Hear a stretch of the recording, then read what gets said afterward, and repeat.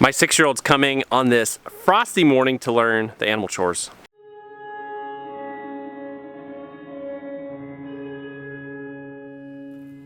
This is the best. Justice, start by trying to turn the hose on, see if we have water. Okay. Turn this on. Turn the camper off, turn the hose on. Dada, can I help you? You can help. Let's see who's icing. We have water, that's nice because it just makes everything easier. It's just about freezing right now.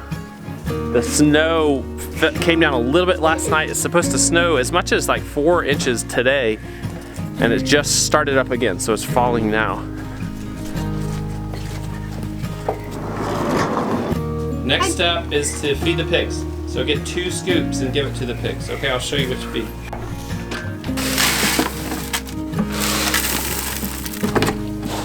I know, we got breakfast.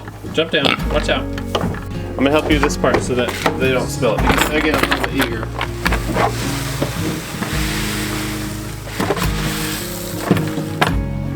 It smells so bad. Now we gotta get the cow's food. So come on, I'll show you that food. The cow gets 1 scoop of this right here, which is the dairy ration. Watch that dust. And then you can top that off with alfalfa. You can pour it in there.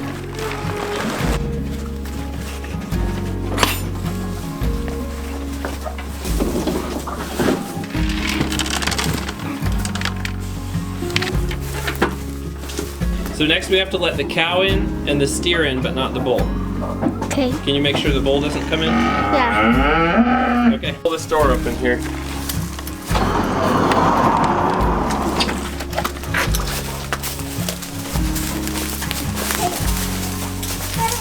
Okay. Oh, nope, don't come in. You're gonna stay out. So what we're gonna do is close this door now. Now she's in and she's got her grain. And the steer's gonna nurse for a few minutes. Now the reason we are doing this is because when we're not milking, we have to put the steer on the cow because otherwise her udder will get too full and she could get mastitis. You just don't want her to go without being milked. You can't be inconsistent. We have to milk her out every day. But just we gotta watch out because that steer, sometimes he will stop nursing. He'll come up here and try to eat the grain. And he has horns and it scares her when he comes up here because he'll butt her out of the way.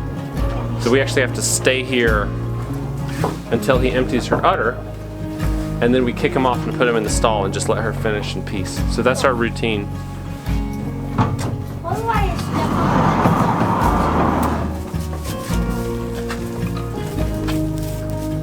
Normally during this time, I will shovel or pitchfork all the cow droppings that are in here out, and sometimes put down fresh hay, but I did that the other day, and I kicked the cows out of the barn, so it's pretty clean in here right now.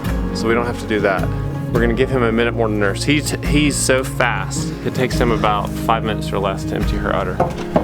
And she comes in with a full udder, and we just can watch it, and watch to see that he's emptied all 4 quarters. There's 4 quarters on the udder. So when it looks really floppy and empty, we'll kick him out and put him in the stall. The other thing I do is I come out here and dig this ditch out. It's pretty mucky in here, but it's just this section right by the barn, but I dig this ditch out so it keeps draining out and doesn't drain into the barn. So there's a ditch right by the barn and a ditch right out from the barn.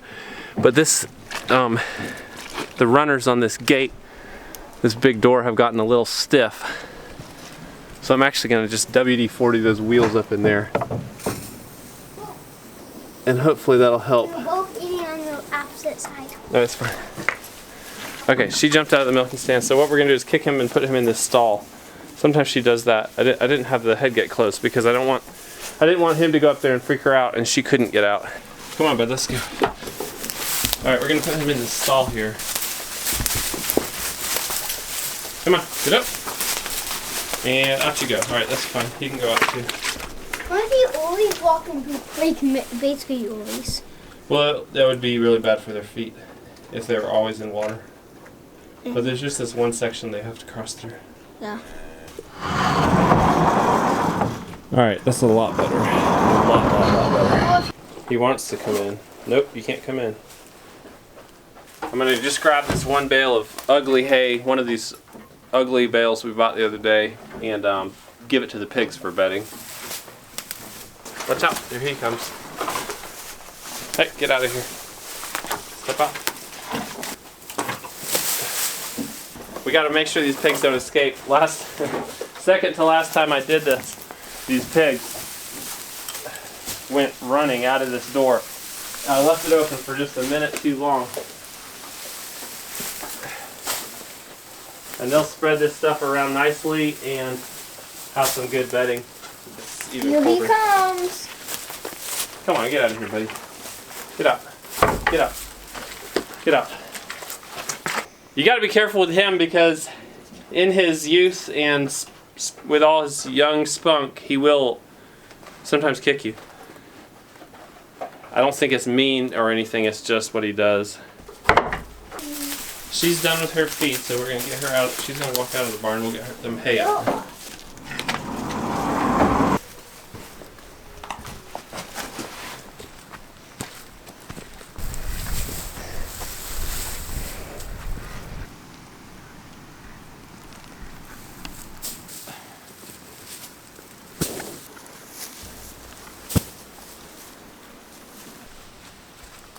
One scoop of salt for their salt bin, or minerals.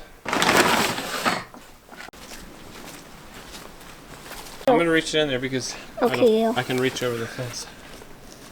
I think I can reach over the fence. Alright, fresh minerals. Alright, we should be done with the cows for now. That's the kind of the cow chores. Grace does the chickens and the geese. She does a fine job at that. So now we can eat breakfast, but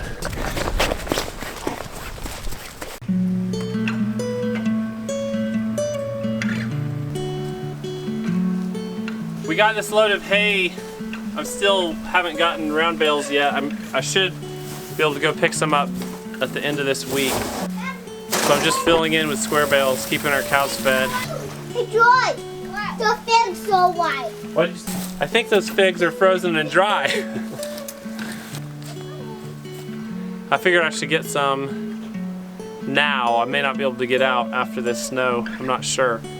But I am gonna go pick up round bale on Thursday, or maybe a couple round bales. Square bales are so expensive, it just adds up so much. I love fleece jackets, but man, when you're working with hay, they just get covered. I need to pull my truck out of here, otherwise we may not be able to get it out after it snows some more today.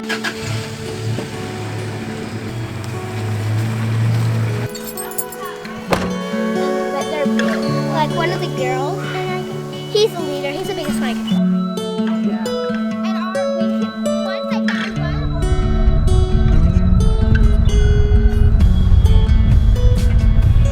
The kids are watching a Holler Homestead video. We don't really watch YouTube videos very often, but I'm just letting them chill out a little while this evening. They watched one from the Rhodes family and one from the Hollers. If y'all don't know the Hollers, you gotta check out their channel. Holler Homestead. I was looking at their house and it's funny because I thought to myself, that house looks a lot like our house, because they live in a camper right now as they're working on their house. And you know, I wanted to bring up something. A lot of people have said, a lot of people we know, friends, family, we saw a lot of family over Thanksgiving, they've said, well, how is the camper going? It's the #1 question we get, which is understandable because it's such a big change living in a camper. And you know what? The camper is going great. Honestly, the fact that we're in a camper, we've been so thankful for it over the past days. Living in a camper is actually a huge blessing right now because we're out of our house. We've so many times over the past days, as many times nearly as people have said, well, how's the camper going? We've said we're so glad to be out of the house and in the camper. Our son's respiratory issues have, you know, the jury's still out because the winter's progressing, but so far our kids' respiratory issues have been so much better this winter. And we've had other issues. Bree was having migraines every day that has nearly completely resolved. So it's just a huge blessing that we're in the camper. And I think it's funny that people ask every time, as though it's this huge, terrible thing. It's not easy. I mean, there's challenges that come with it. It is a tiny, tiny place for all the energy and joy, you could say, and sometimes conflict that just comes with having a big family.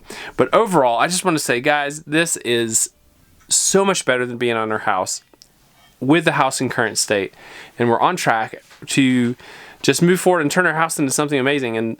And that's a lot of our focus right now. Even though we're not like making a lot of progress, like the fact that we're in the camper, we can't forget. We're not gonna just forget, oh, like what are we doing? Oh, we forgot that we have this problem with the house, the mold problem with the house. It's like it's on the forefront of our minds every day. And I'm so excited for that day. I hate to say when it's gonna be, but for that day, I'm hoping like by next Christmas to be completely done in our house. Let me just make that a goal. By next Christmas, be completely done. Not this coming Christmas, next Christmas, be completely done in our house in time to decorate for Christmas. Maybe we celebrate Thanksgiving even in the house and have an awesome holiday season next year, and not be in the camper through the worst of the winter like we're gonna be this winter. And we have the most challenging months of winter still coming. January, February can be extremely cold here. We may get a lot of snow. I'm hoping it's not going to be just a bitter cold winter, just because when it's really cold, we're running that heater constantly, burning a ton of propane, which is expensive, but it doesn't actually stay warm in here unless the heater's running on the most cold days. It's even in this room right now, it's about 30, probably 30 degrees outside, maybe 32 degrees, and the floor is cold in here. And it's cold, like, I mean, basically it's a little chilly in here, and I just ran the heater for 40 minutes or so when we got home. Enough said. We're having a great evening, and I'm gonna sign off for right now.